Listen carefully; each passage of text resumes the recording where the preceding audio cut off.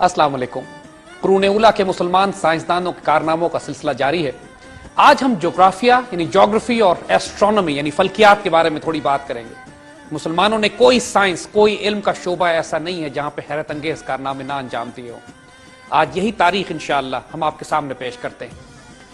जहां तक जोग्राफी का ताल्लुक है, यह तसव्वुर किया जाता है कि दुनिया के सबसे पहला नक्शा ईसा अलैहिस्सलाम से कई सौ साल पहले एनेक्सिमेंडर ने तकरीबन 610 बीसी में यह तैयार किया और उसका बनाया हुआ नक्शा आज भी किसी हद तक मौजूद है। लेकिन वो इतना इनकम्प्लीट और गैर माकूल किस्म का नक्शा है, या उससे पहले भी कुछ नक्शे यानी तकरीबन 600 साल पहले ईसा अलैहिस्सलाम से और भी बेबीलोनिया में, बाबुल में कुछ नक्शे जो पत्थर पे कंधा किए हुए वो मिले हैं। लेकिन वो नक्शे जाहिर है दुनिया में किसी किस्म की मुकम्मल प्रैक्टिकल अफादियत के लिए कतन नाकाफी थे। इसी तरह पटोलमी यानी तकरीबन जो 90 AD में 90 ईस्वी में जिसकी पैदाइश हुई, इसके बारे में कहा जाता है कि दुनिया का पहला नक्शा इसने बनाया। और पटोलमी का नक्शा भी जो तकरीबन 150 ईस्वी में उसने बनाया वो भी अवेलेबल है। लेकिन उसको भी अगर आप देखिए तो आप इंसान ये रियलाइज करता है कि वो इंतहाई नामुकम्मल और गैर माकूल किस्म का नक्शा है। हकीकत यह है कि जदीद दुनिया का सबसे पहला और मुकम्मल नक्शा बनाने वाले मुसलमान साइंसदान अल इदरीसी थे, जिन्होंने सिसली के बादशाह के लिए एक नक्शा तैयार किया, जो नक्शा आज भी अगर आप देखिए तो इंसान हैरान होता है कि किस कदर मुकम्मल और किस कदर हैरत अंगेज है। इदरीसी जो तकरीबन 1100 ईस्वी में पैदा हुए और उन्होंने मॉडर्न टाइम्स का या प्री मॉडर्न टाइम्स का सबसे मुकम्मल नक्शा तैयार किया, जो कि इटली के बादशाह रॉजर II के लिए था, यानी टेबुला रोजरियाना में वो 1154 में उन्होंने इसको ड्रॉ किया। और आज भी उस नक्शे को अगर आप देखिए तो उसके अंदर अफ्रीका, मिडल ईस्ट और एशिया और इंडियन ओशन और मेडिटेरेनियन के इतनी खूबसूरत तस्वीर नजर आती है कि इंसान हैरान होता है कि किस तरह इदरीसी ने बगैर सफर किए इन इलाकों में तकरीबन आज से 1000 साल या 900 साल पहले उन तमाम इलाकों को इतना खूबसूरत ड्रॉ किया है कि जो आज की जदीद सैटेलाइट फोटोग्राफी से लगता है कि जैसे वो नक्शे बनाए गए हैं। इसी तरह ज्योग्राफी के हवाले से मुसलमान ट्रैवलर्स यानी सबसे मशहूर नाम जिसमें इब्ने बतूता का है कि जिन्होंने उस जमाने में तकरीबन 75,000 मील का सफर किया, अब मराकश के शहर तंजीर से निकले और तकरीबन चीन तक गए, और जिनका कायदा यह था कि वो किसी एक सड़क पर जहां तक हो सके दोबारा सफर नहीं करते थे। और पूरी मुसलमान दुनिया में उन्होंने सफर करके सफरनामा इब्ने बतूता भी लिखा और उस वक्त के नक्शे भी बनाए। और इब्ने बतूता जो 1304 में जिनकी पैदाइश हुई,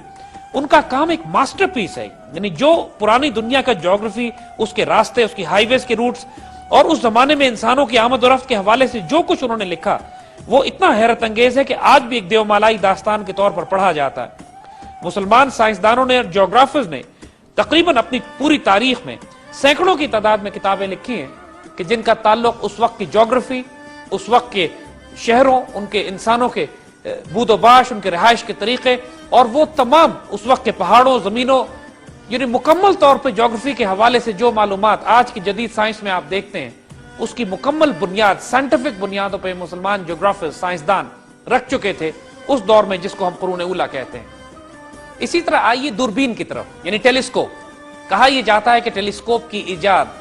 पोस्ट रेनेसां दौर में 16वीं सदी में मगरिब के साइंसदानों ने की, जिसमें कई बड़े बड़े नाम लिए जाते हैं, जिसमें हैंस का नाम लिया जाता है, ज़ेचरस का नाम लिया जाता है, जैकब है।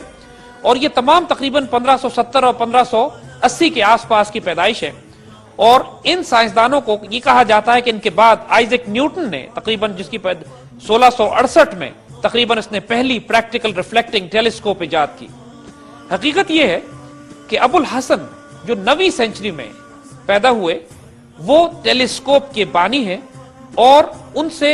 उनके दौर में खलीफा मामून रशीद ने जो सबसे बड़ी ऑब्जर्वेटरी शमसिया के मकाम पर तदमूर के इलाके में बनाई, आज भी उसके रूइंस, उसके आसार बाकी नजर आते हैं। जो इतनी बड़ी ऑब्जर्वेटरी है कि जिससे एस्ट्रोनॉमी और सितारों को और फल्कियात को ऑब्जर्व किया जाता था, और मुसलमान साइंसदान बड़ी बड़ी दूरबीनें इस्तेमाल करके